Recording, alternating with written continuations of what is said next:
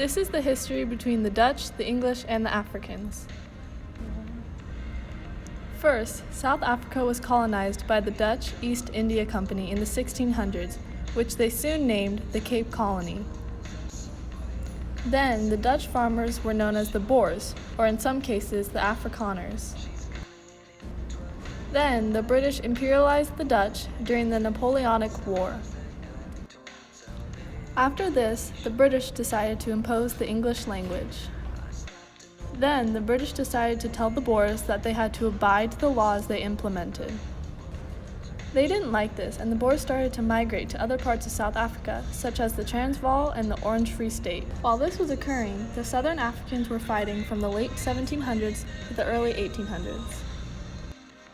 Finally, King Shaka of Zulu took power and overcame multiple ethnic groups and encouraged them to come together and fight as one, which led to an equipped military.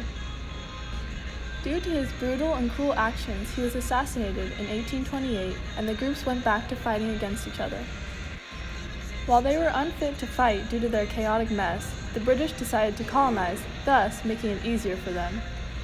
The British decided they wanted to make South Africa a naval base and a trading port in order to make trading goods easier. By now, they had already imperialized Natal and Cape Colony, but the Zulu kingdom still wasn't imperialized completely. Due to this, they were considered independent and a threat to the British. Through this, the British decided to bribe the king Cetshwayo to surrender to the British and to disband their army. Due to the Zulu kingdom rejecting this offer, the war outbursted this war and lasted from January 11th to July 4th of 1879 and ended with the British winning. Because King Cetshwayo denied the offer prior to the war, the British exiled him. Next, the British decided to divide it into 13 sections called chiefdoms. They elected a chief to watch over the British and the Africans, which ended up in more fighting. Soon, Cetshwayo was asked to be a leader again, but then also led to fighting, and eventually he was killed. During this time, the Dutch didn't do much, but soon they found diamonds in the Boer areas.